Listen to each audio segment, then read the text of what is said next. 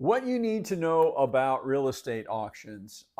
NAR has released a new consumer guide, and this one covers real estate auctions. As with all of NAR's real estate guides, these are primarily focused on residential real estate, but this would also apply to commercial real estate. So we're going to read through it, and I will probably make some comments as we go along. So let's jump in. Consumer Guide, Real Estate Auctions. Buying a home at auction can be an exciting opportunity to get involved in real estate, but there are certain risks and rules to be aware of. Whether you're a first time buyer or an experienced investor, understanding how auctions work can help you bid confidently. What is a real estate auction? A real estate auction is a public sale where homes are sold to the highest bidder. Auctions can happen in person or online. Why would a home be sold at auction? Homes often go to auction after bankruptcy or foreclosure, which occurs when a homeowner fails to maintain their mortgage payments. However, some sellers may opt into an auction as a way to sell their properties quickly and reduce carrying cost. What types of real estate auctions are there? There are a few common types. Absolute auction. The property sells to the highest bidder regardless of the price. A reserve auction. The seller sets a minimum price. If the bids don't meet it, the property doesn't sell. A foreclosure auction. Lenders or courts conduct this to recover unpaid mortgage loans. An online auction. This process is entirely virtual, which offers broader access to potential buyers, but requiring careful review of the property details and the terms of the auction. What should I know before bidding? Auctions may come with some risks, so keep in mind the following. Properties are sold as is. A property sold as is means that the seller is not making any guarantees about its condition and has decided they will not make repairs even if the buyer decides to get an inspection. During auctions, inspections are usually limited or not allowed at all. If possible, research the title status, liens, and property condition beforehand. Renovation costs can sometimes be managed with the help of certain assistance programs. Financing may be restricted. Many auctions require proof of funds or mortgage pre-approval, an earnest money deposit, a percentage of the purchase price, or a set amount paid by a buyer to show their interest is legitimate is often needed. Expect additional cost. Bidding wars can drive prices higher than expected. Setting a clear budget and sticking to it is key. Winning bidders also often pay a buyer's premium, a percentage on top of the winning bid, along with closing costs and possibly back taxes or liens. Understand the rules. Some auctions require immediate payment, while others allow time to close. Be sure to read all the auction terms carefully. Are auctions only for investors? No. While investors often frequent auctions, many first-time and traditional buyers also participate. However, auctions can move quickly and usually require upfront cash or financing preparation, which may not suit everyone's timeline or budget. Where can I find real estate auctions? You can find these opportunities at local county courthouses, auction companies, and websites and government agencies. For example, the U.S. Department of Housing and Urban Development, the Internal Revenue Service, and the Federal Deposit Insurance Corporation. Real estate agents specializing in distressed properties can also help you identify properties. Can I use a real estate agent? Yes, and it's a good idea. An agent familiar with auctions can help you understand the process, research the properties, and ensure you meet all the requirements. They can also help you budget for hidden costs and navigate post-auction procedures. Practices may vary upon state and local laws. Consult your local real estate professional and/or attorney for details about how state law where you are purchasing a home. And please visit facts.realtor for more information and resources. So, just kind of going through this, I would say that there are a number of things that I would like to comment on. One is, why would a home or a property be sold at auction? And I would say that sometimes there are certain properties that might take a long time. And I think that this is especially true with commercial properties. They could take a really long time to sell. For example, if you look at the average amount of time for land parcels to sell, land can be on the market sometimes for years before it actually sells. The thing that an auction would offer you is that you have a set time. Now, again, that's going to depend if you choose to do an absolute auction. If you choose an absolute auction and they have that auction, you know that that property is going to sell and you will have it sold and you will be able to get your payment. So there are times where I think that it is advisable to consider doing auctions. And it's not always because it is a distressed property.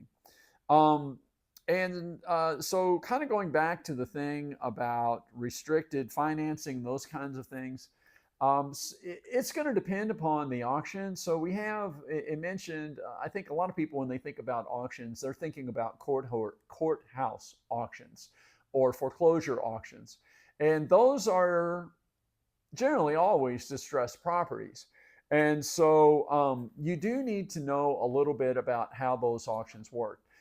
Some states have laws to protect the property owners, and so you have to be careful and you have to know those laws. So, for example, here in Kentucky, 1 year after a foreclosure sale, if the person on whom the property was foreclosed can buy back, they have a right to buy back that property within a year for what it sold for if it doesn't sell above a certain percentage of the appraised value. So there'll be like these things. And lots of times when you're going to foreclosure options, that's one of the things. I would say that probably 95% of the properties sold at a foreclosure auction are being bought by the lender who is being foreclosed upon. And one of the reasons they're doing that is they're trying to make sure, not only are they trying to get their money back, but they're trying to make sure that if that sells, that the person gets a good title. So they lots of times they buy it and then they resell it on an RAO kind of basis. So you do need to know the rules, because it is very possible that you could buy a property and you think you got a really good deal on it and you spend a lot of money on it fixing it up, but you bought it for less than that percentage of the appraised value. And so in that year, you're there a year, and then the guy who was foreclosed upon shows up and says, hey, here's the money that you paid for that property. I'm taking it back. And there is no guarantee necessarily that the courts will require him to reimburse you for the improvements that you made on that property. So that's one thing. A lot of times, if you're a little more of an experienced investor, when you're at these auctions, you'll set your minimum bid to be that, whatever that level is. If I remember correctly, it's 2/3 here in Kentucky. I'm pretty sure it's 2/3 of the appraised value. You'll set that price for that 2/3 plus $1 or plus $100. Frequently, you'll see that that'll be their opening bid, and that is why. So you do need to know that. Another thing is, can you work with agents? Yes, you can.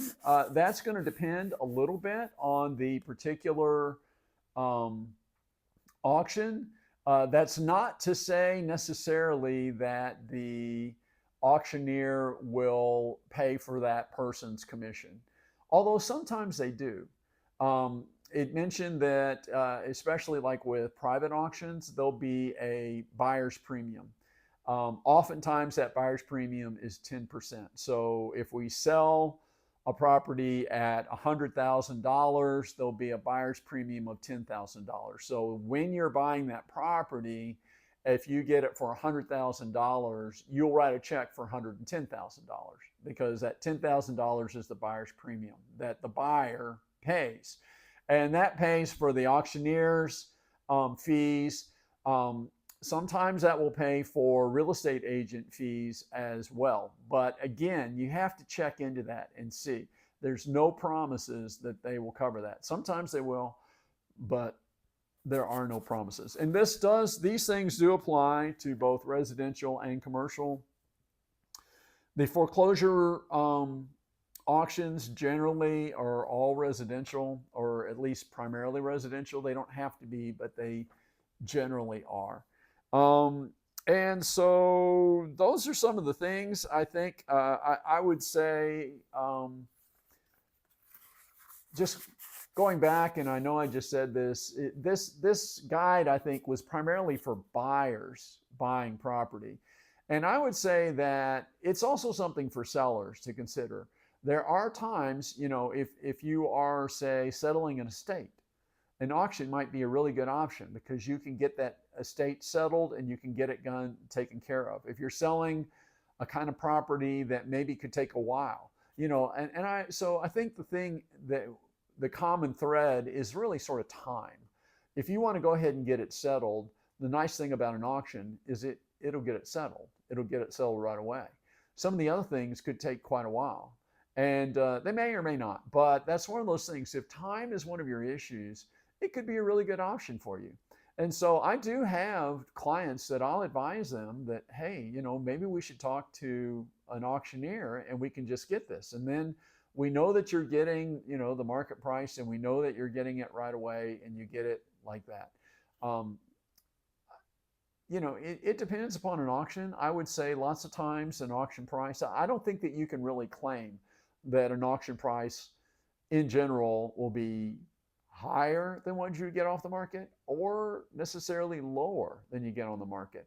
I do think one thing people are concerned about is that when you're selling quickly, you probably are settling for a lower price than you might be able to get if you can wait a little while. And I think that depends. Sometimes that's true, but I wouldn't say that's true in all cases. Well, I've run longer than I expected to. Thanks for watching. If you have any other questions about auctions and how those work, reach out to me. You can give me a DM or put something in the comments, or I'll have contact information in the description. And I think I need to do this to be in compliance with all of my regulations. I'm David McCoy. I am a licensed real estate broker in Kentucky and Indiana. I primarily work in commercial real estate. I do some residential, and I do global real estate. So I'm based here out of Louisville, Kentucky. If you got any questions or concerns. Oh, by the way, if you're watching this video, I have a number of videos that are available where you might also find answers to some of your questions. There's a lot of NAR's consumer guides. There's a lot of information there that maybe you can find stuff that could be helpful to you. And I started several weeks ago, maybe 5 or 6 weeks ago.